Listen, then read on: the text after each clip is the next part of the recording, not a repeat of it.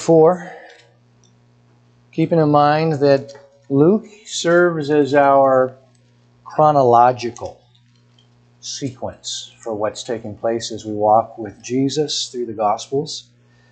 The other Gospel writers will be used to fill in various aspects of what takes place. And where there's differences in the sequence of events, we will be deferring to Luke. So Luke chapter 4,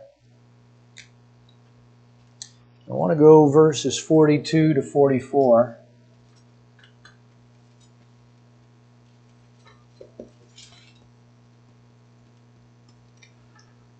And we're going to be in Matthew. So Matthew 4 and Mark 1 is where the parallels are going to be in these areas. So if you want to have a marker in those sections, it'll help to more easily get to these parallel companion sections.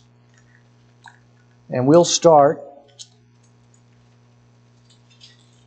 with Melissa.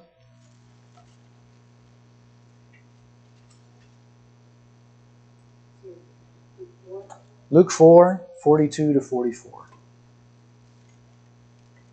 At daybreak, Jesus went out to a solitary place. People were looking for him, and when they had came where he was, they tried to keep him from leaving him. But he said, I must proclaim the good news, the kingdom of God, to the other towns also, because that's why I was sent. And he kept on preaching in the synagogues of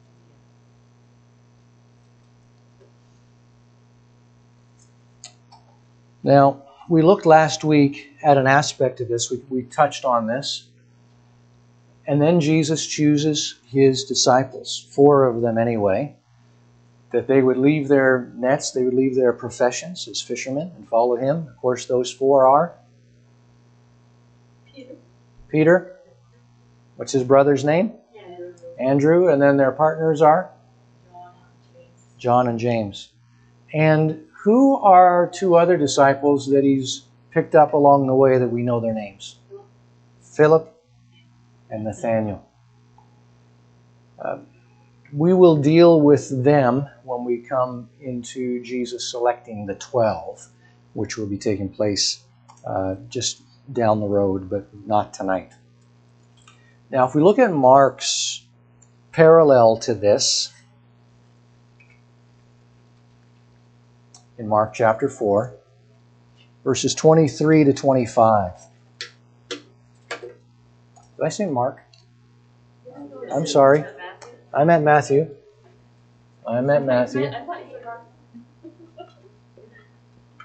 I did. Matthew 4 and 23 to 25. I want to look at a detail that takes place in here and just make us aware of the region in which Jesus is ministering at this point. Todd, please. Jesus went through Galilee, teaching in their synagogues, preaching the good news of the kingdom, and healing every disease and sickness among the people. News about him spread all over Syria, and people brought to him all who were ill with various diseases, those suffering severe pain, and even those having seizures and paralyzed, and he healed them. Large crowds from Galilee and Decapolis, Jerusalem, Judea, and the region across the Jordan followed. All right, so there was unfamiliarity with the word Decapolis. Anybody know what the word Decapolis means? 10 cities. So let me help you with this a little bit. When you think about a huge city like New York City or Los Angeles, you might call it a what? What would be a name for that city? Metropolis. Yeah. And polis or polis is city. So we look at the Decapolis is Deca is 10, polis is cities. So the 10 cities. These are the 10 cities. Well, let's have a look at the map. And we'll bring this up for you as well.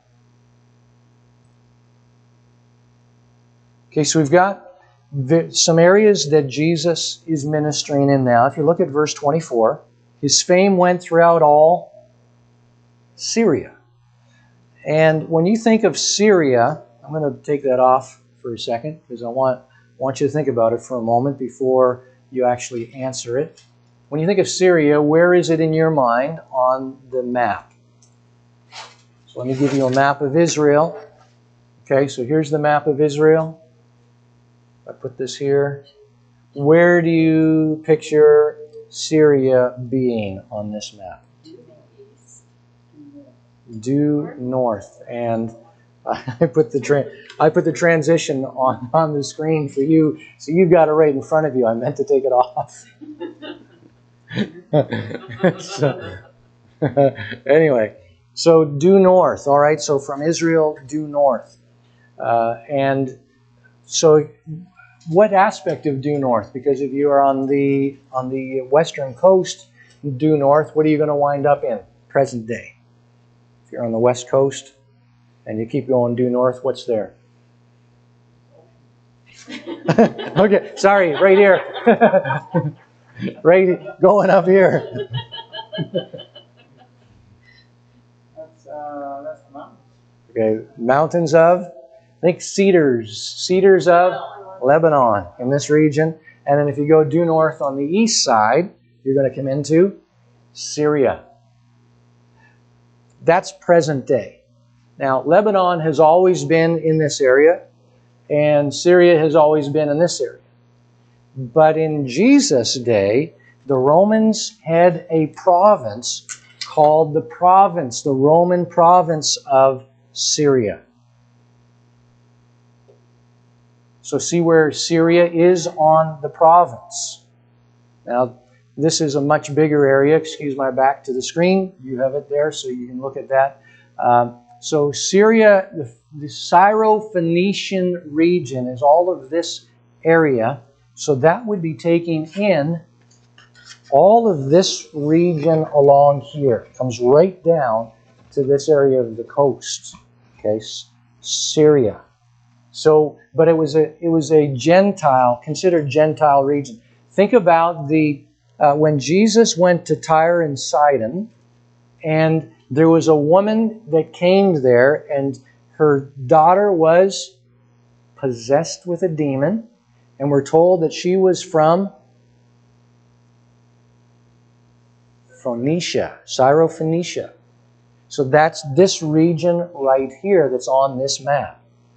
And Jesus said it's not right to take the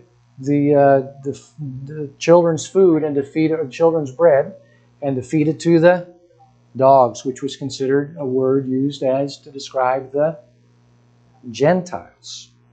And then she makes her response, and even the dogs eat from the crumbs of the table, and so on. So Jesus he's not insulting her. He's really given her position to see the fortitude of her faith, helping her to see it. Now, so the point of indicating that is that Syria is not, in Jesus' day, not exclusively to the northeast, as you might expect today. The Roman province of Syria went all the way down and even below the area of Mount Carmel. So Mount Carmel is this region right here. This is Mount Carmel here. All the way down almost to Caesarea. So his fame went very broad. Remember, where's Jesus been ministering at this point? Up until this point in the Galilee region. Where is he headquartered? Capernaum, which is the very top of the Sea of Galilee. And now his fame is going all over the place. Part of it is on account of the fact of what happens in Luke chapter 5. We'll see that in a minute. But he's going, fame is going throughout all Syria, and multitudes are following him from Galilee. We can see that on the map. So all of that region of Galilee. So Galilee region. And we have him, and they're coming from the Decapolis. So they're down in this region as well, coming to follow him, check him out. Jerusalem and Judea, so those are lower. So remember, Judea is all the area in which Jerusalem is contained in, and on the beyond the Jordan, so that would be on this side of the Jordan. Beyond is always to the east. Beyond the Jordan, it would be referred to as the Transjordan. So that's a pretty wide and broad area that Jesus' fame is being spread at this point. And for good reason, because he's been doing some incredible things, miracles, and his teachings are like none have heard up until now. All right, so we're told that Jesus is saying, I'm going to preach throughout the other cities as well. So he's not staying in Capernaum. Capernaum is his home base. But he's not staying there. And he's getting ready to move on. And he selects these disciples, that's outlined for us in Luke chapter 5. And we've already dealt with them last week, the selection of the disciples. So they're getting ready. This is really the first tour with his disciples as they are newly minted.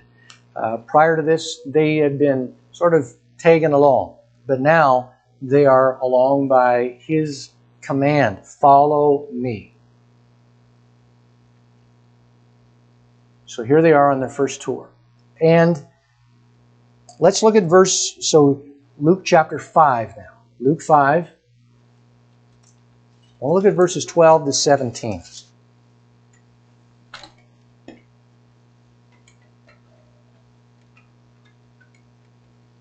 While he was in one of the cities, there came a man full of leprosy. And when he saw Jesus, he fell on his face and begged him, Lord, if you will, you can make me clean. And Jesus stretched out his hand and touched him, saying, I will be clean. And immediately the leprosy left him.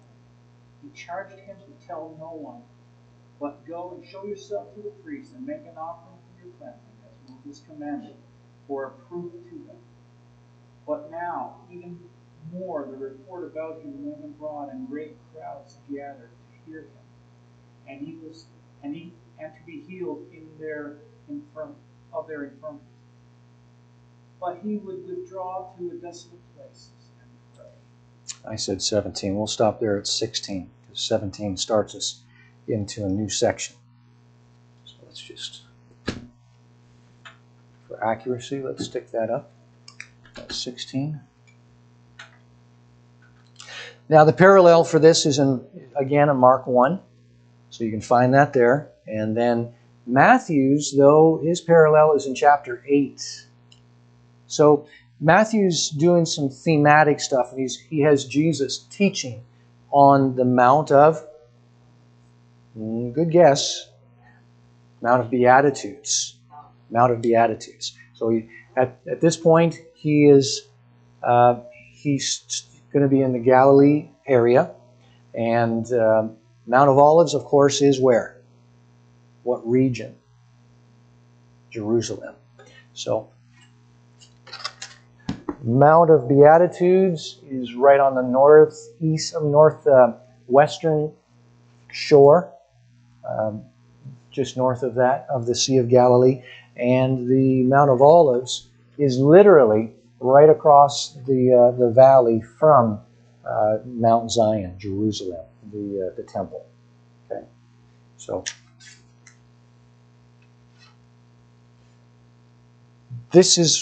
that's what Matthew has him doing, is teaching the Beatitudes, that Sermon on the Mount, 5, 6, and 7 in Matthew, and then in chapter 8 he has the leper.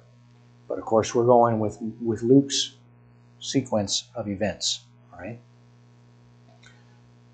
Now, Leviticus chapter 13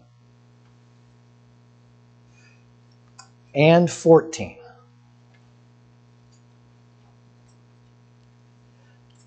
serves as the backdrop for us to understand what's going on with Jesus healing this leper.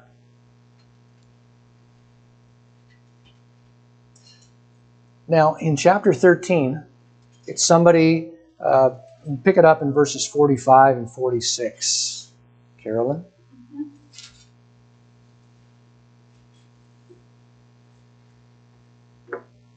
A person with such an infectious disease must wear torn clothes, let his hair be unkempt, cover the lower part of his face, and cry out, unclean, unclean.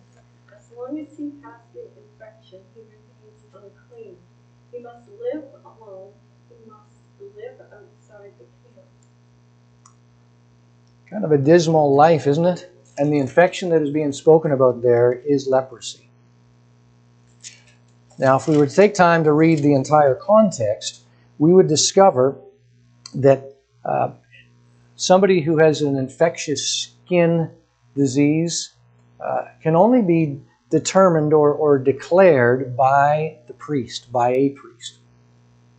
So they would have to go to Jerusalem during the temple days, to Shiloh during the tabernacle days, in order to go to a priest and have a priest inspect his or her body and to determine whether or not it is indeed a leprosy. And if a sore has been discovered, identified, they're put outside the city or outside the camp, or outside the village, wherever it is going to be, but they're coming to Jerusalem or Shiloh in this case. And they would be there for 7 days in isolation to determine if there's going to be any changes. Does it shrink? Does it go away? Does it stay? Does it get worse? And after 7 days, the priest would then make a declaration, a determination, whether or not this person has leprosy. So only the priest could declare a person to be a leper. And then if they were decreed to be a leper, they would then make note of it. They would take a record of the fact that this person is a leper. Why would they do that?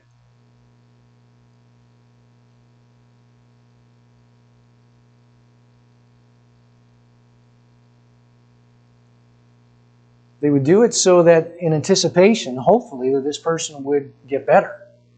And then when they come back, they have to be inspected again by the priest, and there would be record that this person had been decreed 2 weeks ago, 2 years ago, however long, maybe 20 years ago, as having leprosy. And now they're coming back, and they would have a record that yes, this person has had this for this amount of time, but they appear to be cleansed, free from it. And then there would be this process again, another time frame where they would be inspected, and then they would have to have shave. If it's gone, then during that inspection time, they'd have to shave all the hair off their body, including their eyebrows, so that there would be visibility to be able to determine is there any impurities in the skin, even that would be covered by the follicles of hair at the eyebrows, scalp, eyebrows, beard, the whole legs, chest, if you're hairy that way. So they need to be, in order to be inspected thoroughly. How often do you last conversation? Sometimes a lifetime. We're going to find out. I'm talking about like in present day. We're going to find out that this is an abnormal occurrence for what takes place with Jesus healing this person with leprosy. Because there's no record in the Scriptures and there's no rabbinic writings that anyone in Israel, no Jew, had ever experienced healing from leprosy. No Israelite. But yes, you're right. So Naaman experienced healing from leprosy. We have record of some Israelites who got leprosy. Any recollection of who Miriam only had it for 7 days, and Moses only had it for minutes or a short time frame. And that was an exceptional situation in which we see that God was intricately involved in the outcome of that. And it was a short-term judgment on Miriam. And we're going to look at that actually in Numbers chapter 12 in just a few minutes. Moses, when God calls him at the burning bush, and Moses is reluctant, he's like, how can I do this? God tells him to go to Egypt. I've chosen you to deliver the people. And when he does this, he says, I'm giving you a sign. And he says, throw your staff down. And it became a snake. Take it by its tail. And he picked it up and it returned to its original form. Then he said, put your hand inside your cloak, your garment, and take it out again. And when he did, what happened to his hand? It was leprous. And then he said, now put it back in. And it came out smooth as it originally had been. Gehazi. Yep. So he was judged with leprosy as well. Another one was Uzziah. King Uzziah. Yeah, so when he went into the temple and he said, I'm going to go in and offer incense, then the priests prevented him, but he persisted, and as a result, leprosy broke out on his forehead. And there's no record, apart from, some would say, until the completion of the Torah, so the end of Deuteronomy, that since that time, there's no record of any Jew that had ever been cured or relieved from leprosy. So that indicates, at least from the records that we have, that if you got leprosy, it was for life. And what did we just read in Leviticus chapter 13? That what are they to do if they are decreed to have leprosy? Go live alone. Now, live alone means away from the rest of the community, but you had leper communes. So they lived in isolation together. They congregated together because the unclean could be around the unclean. But there's not much consolation of being connected with other people who are as desperate and pathetic physical condition as you are, when all you want is to be in the arms of your spouse or your parents or your kids, depending upon your age, right? And when this first takes place. And if they were to come into where everybody else, the healthy population is, what did they have to do? Unclean. But it was a shouting out, unclean! And I'm not even doing it justice. I mean, you had to make sure people were aware that you were coming near. It appears to me in Leviticus anyway that leprosy was a generalized term for 2 or 3 different things. Yeah, skin conditions. Skin condition, a house, and clothing. Yes. So when it came, there would be clothing. It speaks of it as a mildew or a mold, and the same thing for a house. So that's the context for those aspects. And then there's remediation. If then it's scraped or dependent upon the type of garments and a washing, if it didn't come out, then it had to be burned or things like that. And we've looked at it in the past for leprosy in a house, that if the mildew came back, then what needed to be done to the house? Torn down. And those materials, the building materials, were to be then taken outside of the city. All right, so we've got Jesus here. He's confronted by a leper. And where is he when the leper comes seeking his help? We're going to look at another thing in Leviticus in a minute.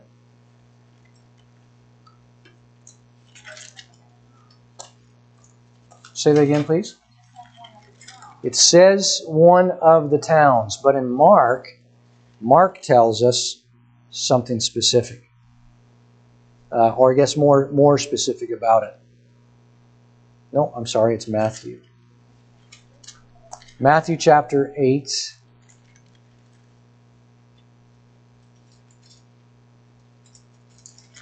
No.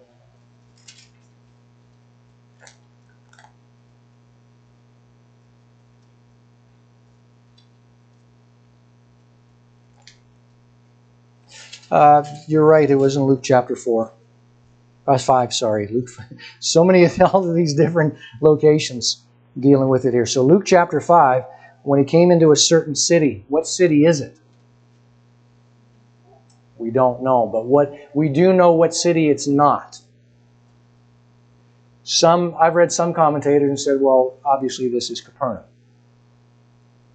But it's not Capernaum, and we can tell that from Mark, because he tells us at the end of that he couldn't go any longer to this city, enter into this city openly. That's Mark chapter 1 and verse 45.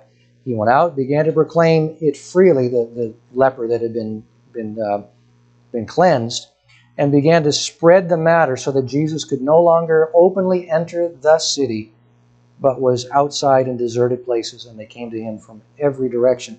Then the very next thing Mark tells us, and again he entered Capernaum after some time. So he could enter Capernaum with no issue. But they said, according in this city, he couldn't return to it openly. So he had to go in hoping that he could do it quietly.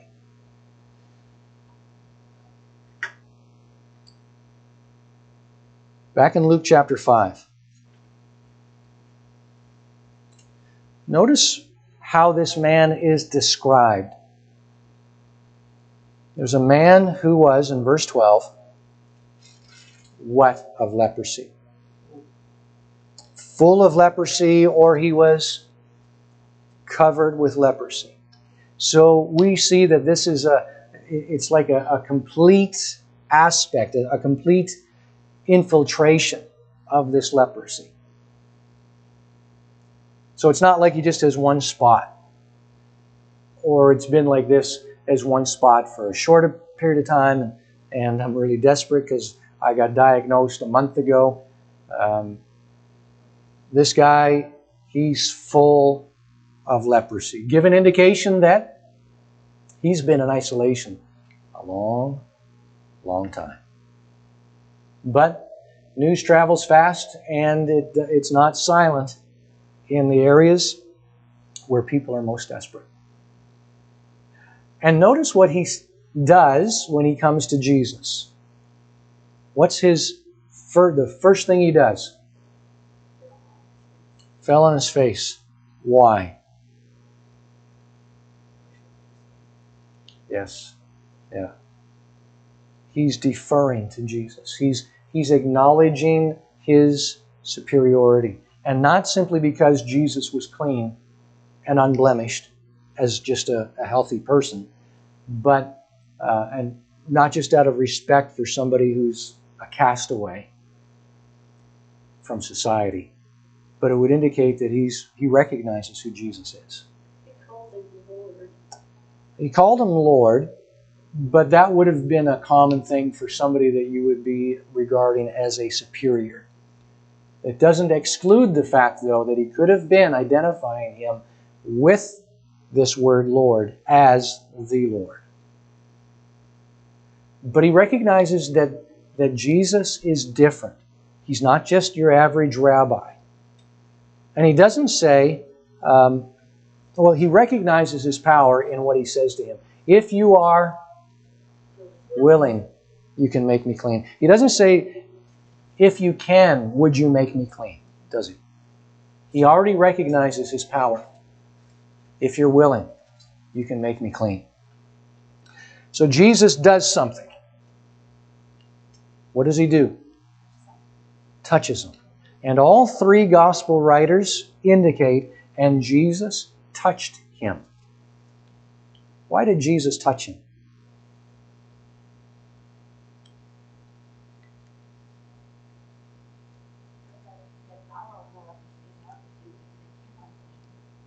To show, can you say that nice and loud?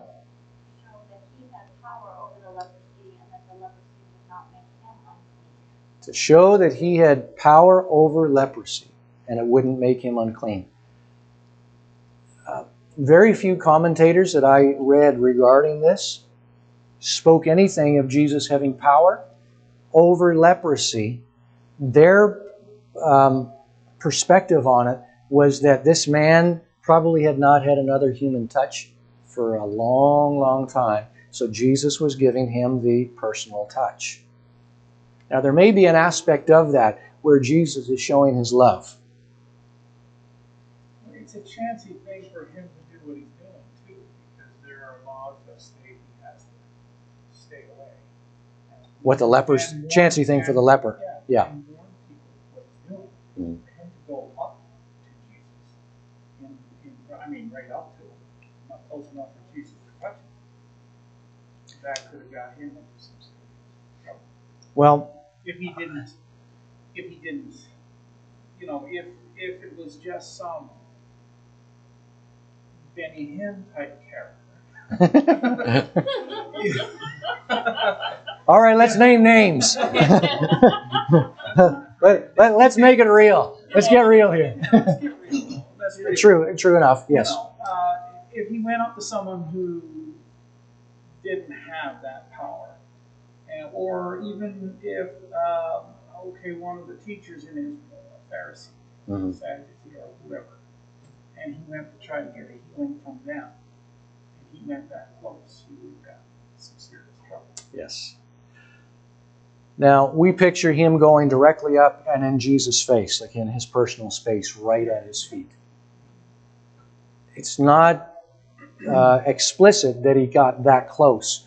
He may have gotten as close as he was permitted and fell face down. And the conversation could still be ensued. And then Jesus, what would he do? So I think it's more Jesus crossing the divide, the barrier, than it is this man crossing the divide in presumption. Or even in even if he had confidence that Jesus had the power, I think that he probably was conditioned, I can't come close. And Jesus shatters that mold, and he takes the steps and touches it. This one says Jesus simply stretched out his hand. But what happens when he stretches out his hand? So if this is the distance, he doesn't. So like if I'm on the ground, I'm going to have to make a step or two. I'm going to have to walk at some distance. But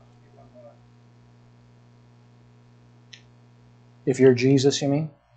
Yeah. I'm Jesus. Yeah. And this guy is not getting any closer. Mm-hmm. Yes, exactly. So I think that's implied in the text that in the stretching out of his hand, of course, he doesn't go do a go-go gadget arm. And the man hasn't necessarily crossed taboos, but Jesus crosses the taboo, showing that he has the power. And he makes the steps, he makes the advance, and stretches out his hand. Because he could have easily spoken the word from where he was and said, go, show yourself to the priest and offer what Moses commanded, and so on. Yes, he did. But this is the first time, and you're right, and this is the first time, but and other lepers, he does touch them as well, some of them. In this instance, he does more than just speak it, but he touches to show that he has power over uncleanness. I'll show that to you. Let's go to, I don't want to get ahead of myself, but let's first of all go to Numbers chapter 12. We already made mention of Miriam, and this is her account.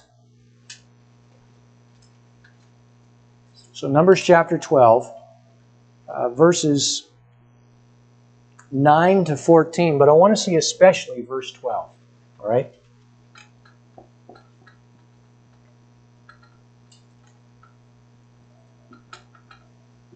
The anger of the Lord burned against them, and he left them. When the cloud lifted from above the tent, there stood Miriam, leprous like snow. Aaron turned toward her and saw that she had leprosy. And he said to Moses, "Please, my Lord, do not hold against us the sin we have so foolishly committed. Do not let her be like the stillborn infant coming from its mother's womb and its flesh half eaten away." So Moses cried out to the Lord, "O God, please heal her." The Lord replied to Moses, "If her father had spit in her face, would she not have been in disgrace for 7 days? Confine her outside the camp for 7 days, and after that she can be brought back." So Miriam was confined outside the camp for 7 days, and the people did not move on until she was brought back. Yeah. So look particularly at verse 12. How is she described now that she has leprosy? Don't let her be as a stillborn infant. Yeah. So what does that speak about? If it's a stillborn infant, it speaks of one who is dead. That's what leprosy was related to or regarded as. If you got leprosy, you're as good as dead. I think the other stigma of that whole disease is, at least if I'm a Pharisee, I'm thinking that that person has come under judgment. Exactly. That was the consideration of those who had leprosy, is that they're under judgment of God. We saw it with Gehazi, with Uzziah. We don't have record of Naaman. We have it with Miriam under judgment, and Moses was a demonstration as a sign of the power of God.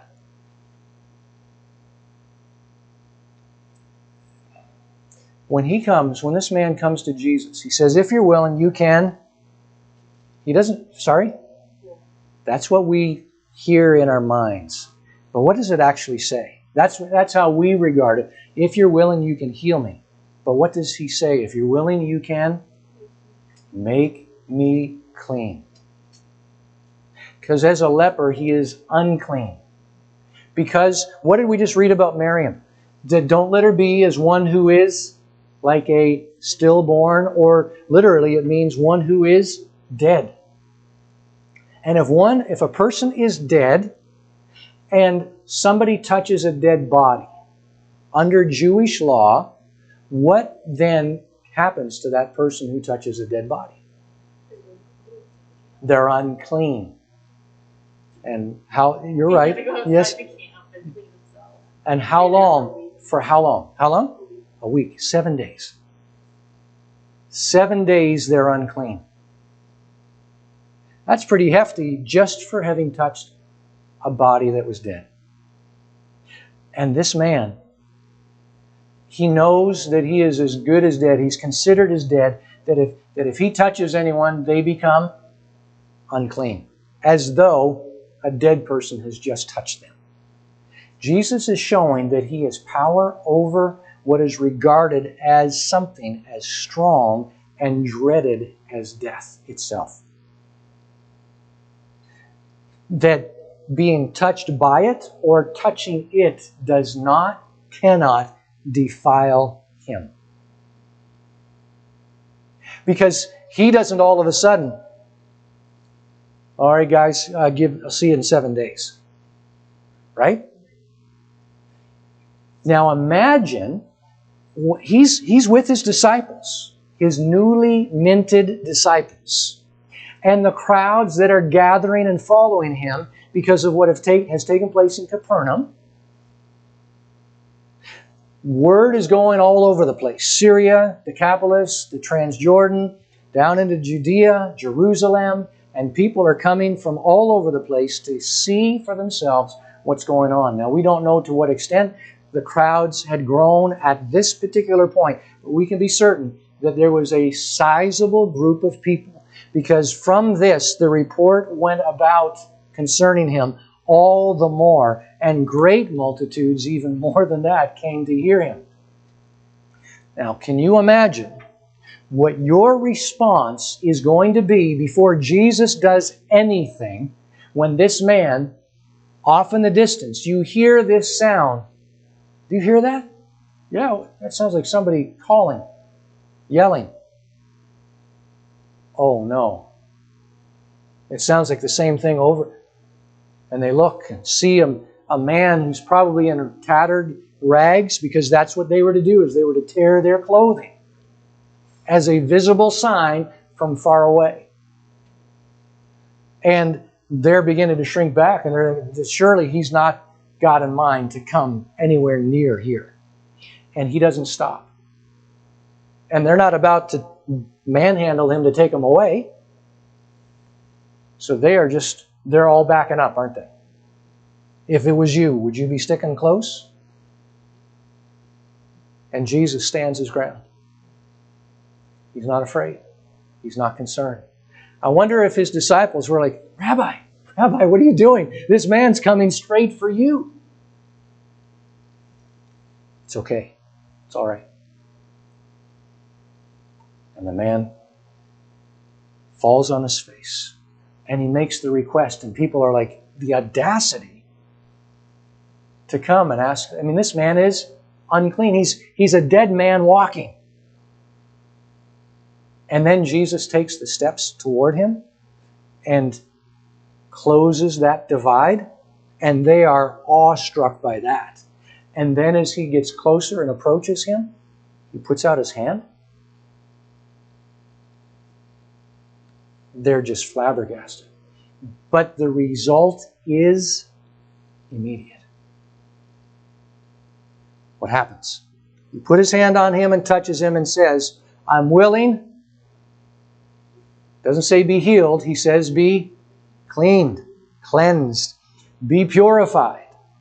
See, leprosy was a sign, a symbol, if you will, of sin. Because God doesn't judge righteousness. He judges sin. And what is the result of sin? The wages of sin is death. And leprosy was a visible, tangible presentation, apart from death, of what it's like for each and every one of us on the inside from what was being displayed on these who had leprosy on the outside. And he touches him, and it says, immediately the leprosy left him. So if immediately it left him, then there's nothing to say that he's defiled by it, because his power was greater than the power of the leprosy.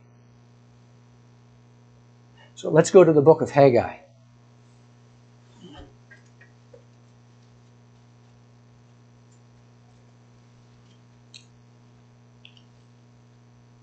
Haggai chapter 2, verse 10.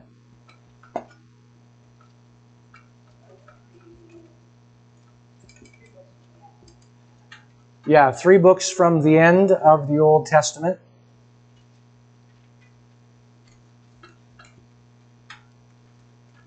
You find Zephaniah? You should be good. If you're in Matthew, just go back just before Zechariah.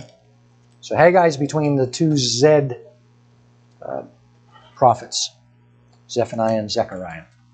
So let's look at verses 10 to 14. Haggai 2, 10 to 14, and we're at Melissa, please. On the 24th day of the 9th month, in the 2nd year of Darius, the word of the Lord came to the prophet Haggai. This is what the Lord Almighty says. Ask the priests what the law says. If someone carries consecrated meat in the fold of their garment, and that fold touches some stew, or bread or stew, some wine, olive oil, or other food, does it become consecrated? The priest answered, no. Then Haggai said, if a person defiled by contact with a dead body touches one of these things, does it become defiled? Yes, the priest replied, it becomes defiled. Then Haggai said, so it is with this people and this nation in my sight, declares the Lord. Whatever they do, and whatever they offer, there is defiled.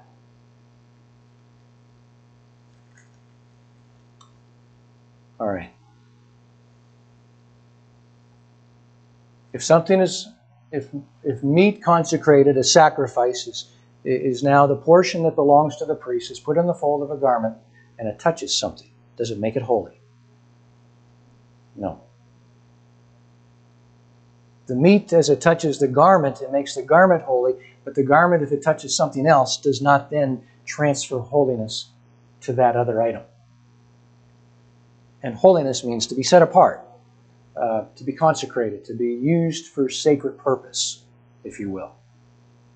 But if someone is unclean, and they touch something, and if someone's unclean, look what it says as the qualifier, because of touching a dead body. And if one who is unclean because of a dead body touches anything, will it become unclean? Yeah, so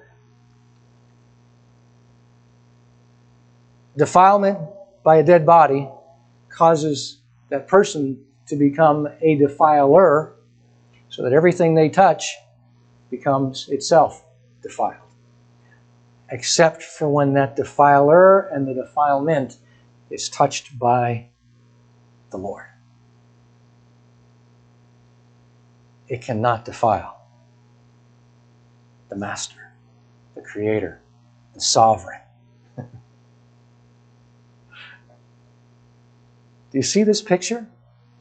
That Jesus is showing that He is Lord over death, Lord over sin, Lord over uncleanness. I mean, this is wild. Take down your masks. Help me see whether or not you're getting this. Just for a minute, just for a nanosecond. Do you see how incredible this is? This is more than just a man who wants to be healed. There's nothing, the vocabulary being used is nothing to do with, I'm willing, now be healed. You're healed. He doesn't say that. I'm willing, you are now cleansed. You're pure. What? In Leviticus 14, which is the pair of Leviticus chapter 13, with 13 is over, all right, the person has been decreed as unclean, and now they have to go all over the place and cover their face and say unclean, unclean, have their garments torn and so on, and live alone. Then chapter 14 says, if they are healed, if the leprosy goes away, then here's what needs to be done. And it speaks about that the priest will then inspect the individual, and they will shave all the hair off of their body. And I'm condensing it here, but you can read it for yourself. And he says, you take a sacrifice, so you take the blood of that sacrifice, and you are to apply the blood where? Take a guess. So, the great ear, the earlobe, and the great finger or the thumb. It's the predominant finger of the right hand, and the great toe of the right foot, with blood applied. That's interesting. Take a bird with hyssop, cedar, and scarlet. And there's a sacrifice of that, an offering of that. One of the birds will be set free, the other bird will be sacrificed, and then there will be a burning along with the cedar, the hyssop, and the scarlet. And there's a picture of Jesus all over that. When we see that Jesus, when He was on the cross, He says, I'm thirsty, and it's a thirst for righteousness. What did the soldier do? How did he get the sponge to Jesus' mouth, his lips? He put it on a hyssop plant. And it speaks that He could have put it on any kind of stick at all, any kind of branch, but He puts it on a hyssop branch. And He could have put it on a hyssop branch, and John could have just said, and He put it to His mouth, put the sponge to His mouth. He put it on a stick and put it to His mouth, but John tells us that He put it on a hyssop branch. Why? Because hyssop speaks, every time it's used in the Scriptures, it speaks of purification.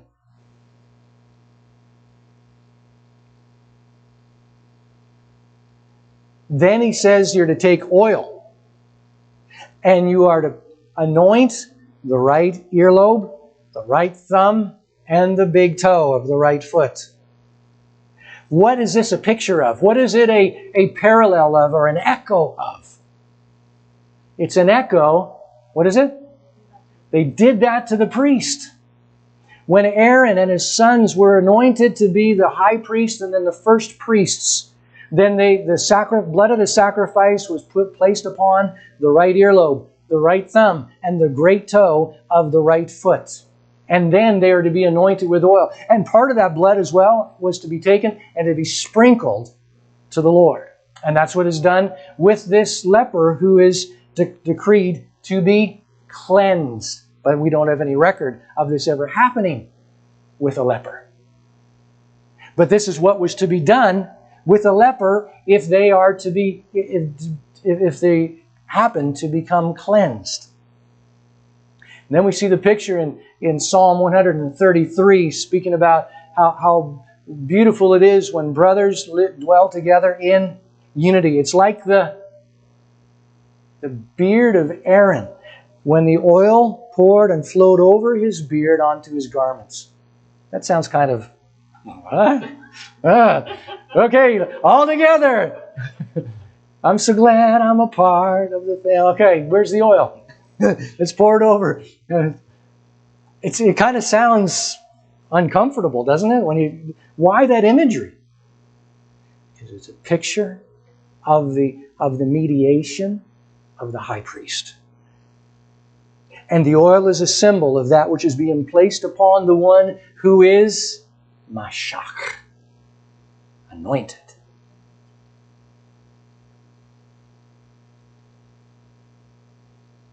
That's why it's like the oil that flowed down Aaron's beard and got on his garments, because it was a symbol that this one is anointed and there is a mediator between God and man. But he was only a type of Christ, of the Mashiach. But this man who is, or person who is cleansed of leprosy, they go through a very similar, an echo process, if you will, of the priest as being anointed. And those of us who are in Christ, Peter tells us that we are a royal priesthood. I better move on. I'm getting to preaching here now instead of teaching. Preaching to the choir. But you see how awesome this is? More than just a guy with leprosy comes up to Jesus and says, I'm in bad shape here, if you're willing. And what does Jesus say? He doesn't hesitate. He says, I am willing. And then he says, once he's immediately cleansed, we're back in Luke 4 now. 5, sorry. Verse 14. Jesus charged him, don't tell anyone. Why did he tell him not to tell anybody? Isn't Jesus' purpose to let people know that he's the Messiah? Why does he tell him not to tell anybody? To try to keep the crowds down so that the practicality of moving from place to place remains open to him. So it's not like he's saying, why don't these people get it? I mean, why can't they keep quiet? That's not what's going on here. But notice what he tells him. Rather, go and show yourself to the priest and make an offering for your cleansing. For what purpose? As a testimony to them. As what kind of a testimony? Yes? Yes? But there's way more to it than that. Well, he's doing this in one of the cities. I don't think he's going to back out. Right? So this is one of the cities of Galilee. Yeah, to tell the man not to tell him. I mean, there's people around seeing this miracle. Mm-hmm. They're seeing Jesus turn the curse around off of this man because they would have looked at him as cursed. Yes. And here is a prophet they feared who could actually turn the curse around or remove a curse from someone. Yeah. You know, the picture that people would have had of Jesus. I mean, this is why crowds gather. Uh-huh. You know, Yeah. to see this man. Exactly. Why Herod was so curious about Mm-hmm. everything he's Yes. Going to the priest would confirm the testimony that he was healed. So going to the priest would have confirmed the testimony that he had been healed. Say and finish the thought. The priest had to have originally said he has leprosy, like you said, so they'll have to say it. So he had a record. This man. So the priests were, the chief priests were the ones that were all against Jesus. Not yet. Not yet. They will be against Jesus. Checking into, okay, is this true? Is this real? Is this guy? Mm-hmm. So up to this point, they've just been observing. In John chapter 3, it says that they came to John, the Pharisees came to John, who was baptizing, and said, the one that you baptized, he is baptizing as well, and there's many drawing to him. Observation. And they're trying to figure out in John chapter 2, when Jesus came and overturned the money tables, they're observing this man. Who are you? Like, who gives you the authority? By what authority do you do these things? They don't know who he is yet. This is their first introduction to him. But from that point on until this point, it's an observation. There's one more thing we'll see with them. They're just observing. They're doing it quietly. They're just taking it all in because something is being stirred. Then they're going to begin to interrogate him. And The healing of leprosy was also one of those 3 miracles that they usually expected. yes. So, That record of the priest would authenticate it even more so. yes, that's the main aspect here. So, as a testimony to them, not just that you have been cleansed, but as a testimony to them that something that has not been seen or heard of in Israel up to this point has occurred today.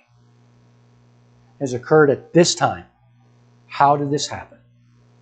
Who did this? And they're hearing. And so their ears would be perking up. This is Jesus' calling card to the priesthood. I am the Messiah. This man, there's only one person, only one means by which this man can be healed of leprosy, and that is if, what? Cleansed, thank you. Can be cleansed of leprosy is only if God did it. And here's Jesus. He's saying, I am God. He spoke it. This man didn't have to go dip in the Jordan, although God was the one that was responsible for Naaman's healing as well, and for Miriam's, and for Moses. This was a declaration to the priesthood, who would then initiate an investigation. Who is this man? Can it be that the Messiah is now amongst us? And that's why we see in verse 17 of Luke chapter 5, now it happened on a certain day as he was teaching that there were, what? Pharisees and teachers of the law sitting by who had, where did they come from? Every village and town, and where? From Galilee, Judea, and Jerusalem. Why from all over the place now? Because it's come into the wind now that there's a man in the Galilee who's doing things that can only be done by God, and he has done what we've been expecting of the Messiah that has not been seen or heard of being done in our history, with the exception of Moses and Miriam. And with Moses, it was only momentary. Miriam, it was only 7 days. That's interesting. 7 days. Kind of harkens back to creation, doesn't it? And on the 7th day, God rested. And on the 7th day, we come into our rest through Jesus Christ. Jesus spoke about this in Luke chapter 4 when he preached in the synagogue in Nazareth when he said that today this has been fulfilled in your hearing. And then in the process of teaching that, he says, assuredly I say to you, no prophet is accepted in his own country. But I tell you, truly, many widows were in Israel in the days of Elijah when the heaven was shut up for 3 years and 6 months, and there was a great famine through all the land. But to none of them was Elijah sent except to Zarephath, which is in the region of Sidon, which is right up here, which is in the area of Syria, the Roman province of Syria, but in the area of Lebanon at that point. Okay? So not in Israel. So Elijah was sent to a Gentile woman. And Jesus finishes that before they try to drive him out.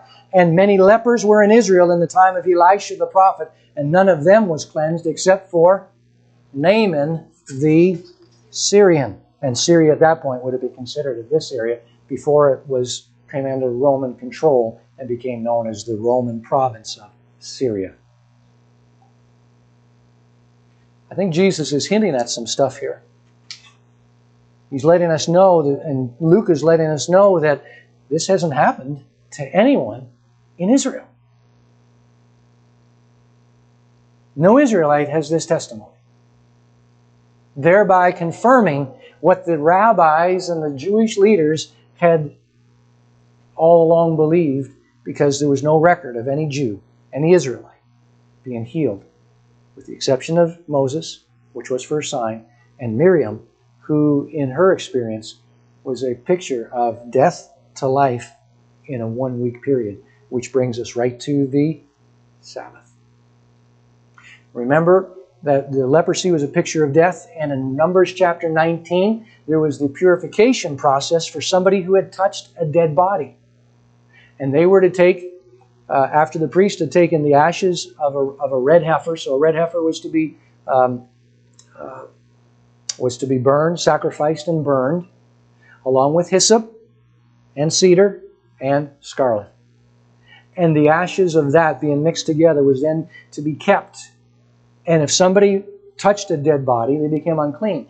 But they were given some of these ashes by the high priest or one of the priests, and then they were to take these ashes, and on day 3, they were to mix some of that with water to cleanse themselves.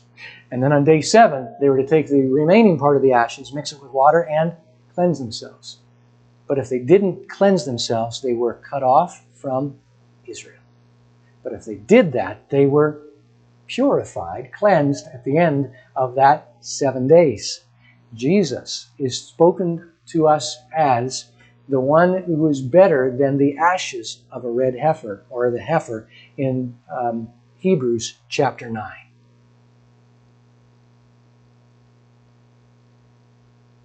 Isn't this amazing? It's beautiful. How all of this is a huge picture, and it's a calling card that Jesus is giving to the priesthood and saying, I am the Messiah. Go show yourself to the priest as Moses commanded, as a testimony to them. He could have just said, go show yourself to the priest as Moses commanded. But it's as a testimony that the Messiah has come. And so all of the priests, all of the Pharisees and teachers of the law start coming out. Why? Because they've come to investigate upon hearing word from the priest in Jerusalem. Remember, this man, he had to go to Jerusalem from the area of the Galilee, going down to Jerusalem, a 3 days journey, in order to be cleansed. And then while he's there for 7 days. While he's examined, he gets shaved. And now he's examined after the rite of purification, and the blood being applied to his earlobe, his thumb, and his toe, and then the oil. It's like, you've been made new. And now you're walking in this new life, called out by God. You were set apart prior to this as a castaway. Now you're set apart as one who is righteous, made righteous by the Messiah himself.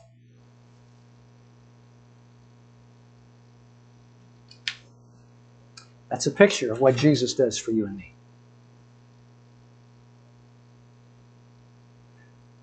This man didn't get leprosy again because Jesus healed him, cleansed him, purified him. Done. And so Jesus, in drawing this out more,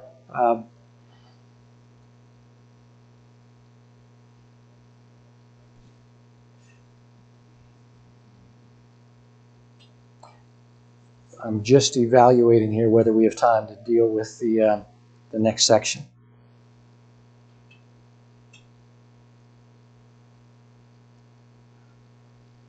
We got about 10 minutes. Do we have? We got started late. Are we good for 10 minutes? We can wrap it up now, or we got 10 minutes. All right, you got 10 minutes. Good. Okay, so let's look at this. They all come out, and then we see the power of the Lord was present to heal them. So this is Luke's commentary, and it was what was evident to the people who had gathered together. Let's read verses. Start at 18 and let's go down, and I'll say, okay, let's stop there or skip down a little bit more. And we're at Todd, are we? Okay.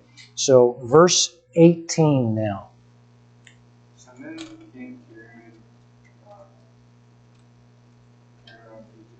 on a mat and tried to take him into the house, laying him before Jesus. And they could not find a way to do this because of the crowd. He went up on the roof and lowered him on his mat through the tiles into the middle of the crowd, right in front of Jesus. When Jesus saw their faith, he said, "Friend, your sins are forgiven." The Pharisees and the teachers of the law began thinking to themselves, "Who is this fellow who speaks blasphemy? Who can forgive sin but God alone?" All right, let's stop right there. These Pharisees and the scribes, these teachers of the law, they've come together, but they're not in the house. Why aren't they in the house? Because it's too crowded. Mark tells us that even the doorway was blocked with people, crowded with people. So these Pharisees, teachers of the law, they were sitting by, observing. Now, they're not just like, talking with one another, just passing the breeze, catching up with one another while events are going on. No, they're leaning in. They're listening for everything that's going on. And you can be sure that Jesus, He's not teaching or healing in such a way that it's just quiet. But whatever He's speaking, it's loud enough to be heard throughout the area. Now, where is He when this is going on?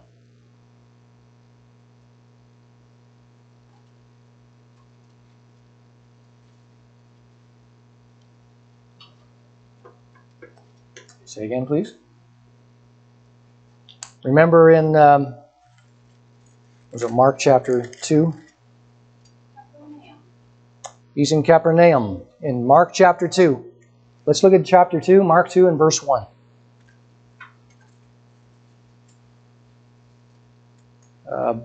Craig, can you read that for us? And when he returned to Capernaum after some days, it was reported that he was at home. All right, he was at home. That's interesting. And people start coming. Immediately many gathered at the house. Not at a house, but at the house, at his home. And he's more than likely staying with Peter. So this is likely Peter's house. You hear people mentioning this or have taught or preached about it, just said he came into this house. Can you imagine just this random guy, and then all of a sudden these 4 people go up on the roof and they start tearing this random guy's house apart, his roof apart. But this is Peter's house. And guess what Peter is learning to expect now? He's learning to, with Jesus, he's learning to expect the unexpected. And he's looking for cues at Jesus. When he starts seeing that dirt and clay is starting to fall down from the ceiling, he begins looking up, wondering what's going on, and then he kind of looks over at Jesus, and Jesus is like, cool. And Peter's thinking, all right, this must be okay. if I've got the creator of everything living in my roof, under my roof, then he knows what's going on. He's going to help me fix the roof later. That's a perfect. Right? Exactly. Now, here is the ruins of that house. Well, they really took the roof off. Yep. Stripped it right down. I tell you, they hardly left anything. Now, I had mentioned before that this is a Catholic church that has been built in the early 90s over the site of where Peter's house is believed to have had been. This is looking underneath, all right? So, looking underneath. So this area right here, I'm going to show it to you. Oops. This area right here is the floor of the church is there, and then this is open space looking into there. So that's the floor of the church that's suspended. So the church is right here, the floor is there, and then that's the floor looking into. This is the center area, a side room. So there's a side room, center area, a wall, kitchen area.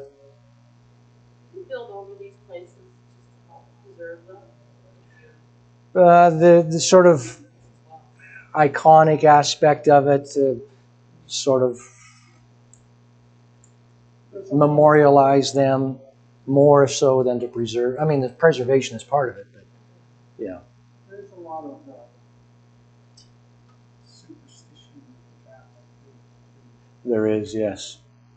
Now this, just give you some perspective. Here is the synagogue.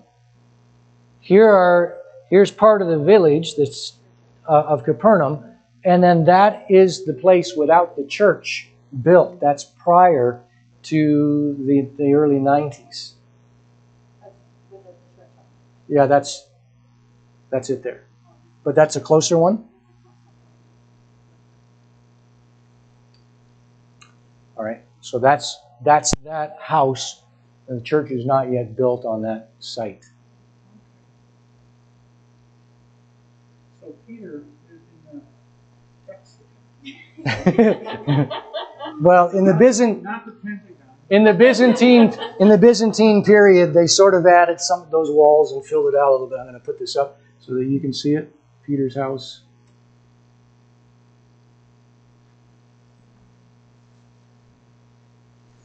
And that can be easily searched online if you wanted to get a better look at that particular picture. So you see the close proximity of the synagogue to Peter's house, or what is considered to be Peter's house. And then just beyond this tree line right here is the shore of the Sea of Galilee. And then all of this area on all the sides has not yet been excavated.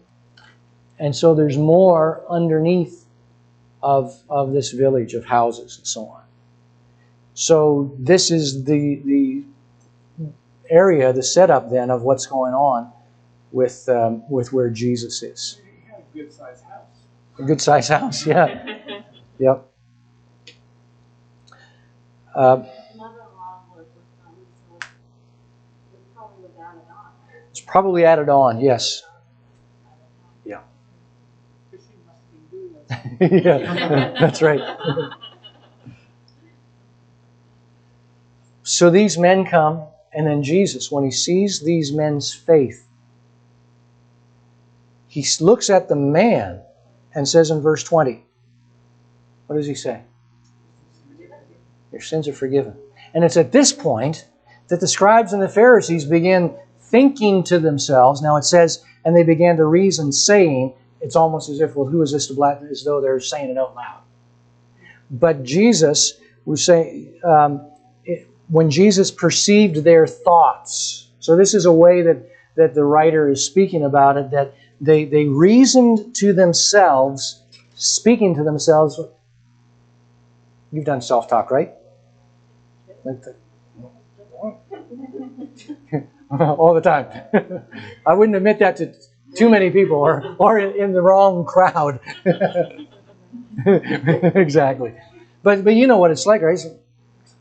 You're processing all of this stuff, and what they're thinking is, who is this man that speaks blasphemies? Because only God alone can forgive sins.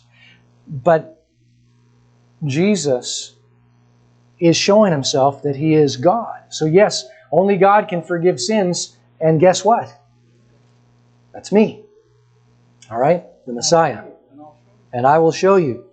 So oftentimes people will show a hard thing in order to say, okay, I can do the easy stuff too. So if I can lift 300 pounds, then obviously I can just lift 5. Right? Pardon? Oh, not 500. If I can lift 300 pounds, then obviously I can lift 5 pounds. That's not what Jesus is saying here. He's saying, if I can do the easy thing, so son, your sons are forgiven, that's the easy thing. Because anyone can say that, right? I can say that, you can say that. But in order to prove that I have the power, not just to say it, but to forgive this, have the sins forgiven, then I will show you something hard to prove the easy speech, if you will. And so, he says, why are you thinking this? Why are you reasoning like this? Which is easier, to say your sins are forgiven or to get up and walk? But so that you will know that the Son of Man has power on earth to forgive sins. First time that Jesus refers to himself as Son of Man. The Son of Man has power to forgive sins, power on earth to forgive sins. Where does this term Son of Man come from? Daniel chapter 7. The throne room of heaven. And the Ancient of Days is there, and it's God. And the Ancient of Days has hair of white, like wool, and so on. Eyes of fire, chariots of fire, and so on. Incidentally, Jesus, in Revelation chapter 1, reveals himself to John in the same presentation. And then you would say, well, wait a minute, but that's God. That's the Ancient of Days in Daniel chapter 7. Well, in Revelation chapter 1, see, because they are both God, there's similarity in their appearance. But in Daniel chapter 7, it says, and the Son of Man came, and to him was given power to rule. That his kingdom is an everlasting kingdom. So that you will know that the Son of Man, when he says the Son of Man, they're not just thinking, okay, you're just fancy term. As soon as you say Son of Man, you're thinking of one of two things. Ezekiel, who refers to himself as Son of Man, or is referred to as by angels and so on as Son of Man, or so he's referring to himself as a prophet, or as God himself from Daniel chapter 7. It's only 2 places. And if that's the case, if he's saying, so that you will know that the Son of Man has power on earth, what is he indicating? He's not talking about the Ezekiel parallel. He's talking about the Daniel 7 parallel. So that you know this, he turns to the man who was paralyzed and he said, I say to you, notice it's his words, I spoke to you, your sins are forgiven. I'm going to do the same thing. I'm going to speak to you. Get up, take your bed, and go to your house. And immediately, he gets up, takes up what he had been lying on, and departed to his own house, glorifying God. And they were all amazed, and they glorified God, and were filled with fear, saying, we have seen strange things today.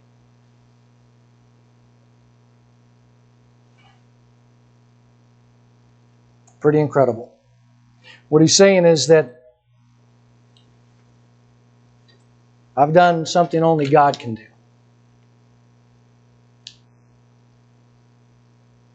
When he does this forgiveness, he's using words that was only applied to God, and the same Hebrew words that Jesus would have spoken. Now Luke wrote in Greek, but Jesus spoke Aramaic or Hebrew. And as he's speaking this, he would have been speaking the Hebrew words, and the same Hebrew words of your sins are forgiven appears in Leviticus chapters 4, 5, and 6, and it's in reference to the atoning sacrifices. Offer your sacrifice, and your sins will be forgiven. This sacrifice, and your sins will be forgiven. Leviticus 4, 5, and 6. Remember I had mentioned the backdrop of the Gospels of Jesus' ministry is the Exodus.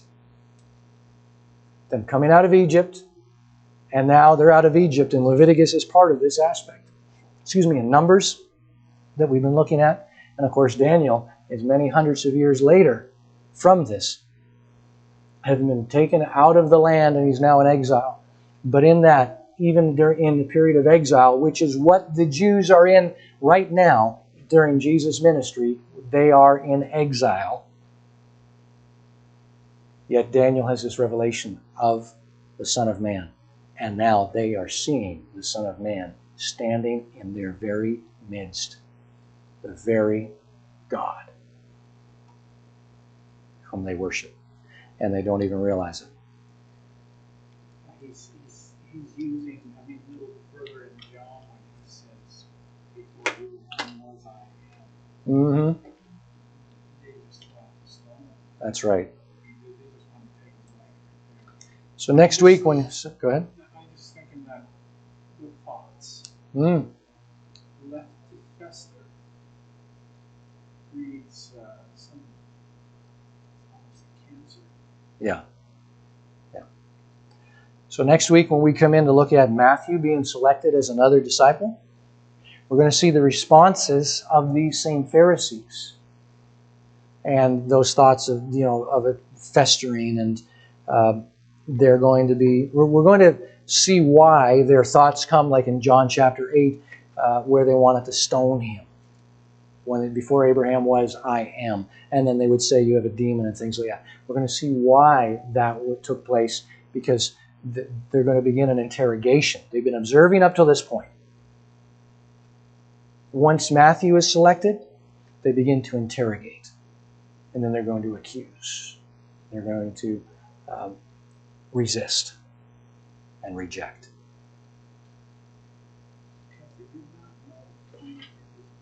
Exactly, yes. And harboring those thoughts put you in a precarious situation. Mm-hmm. Not even though you don't realize it. That's right. I mean, when he said that Jerusalem not, be overwhelmed, destroyed. Yes.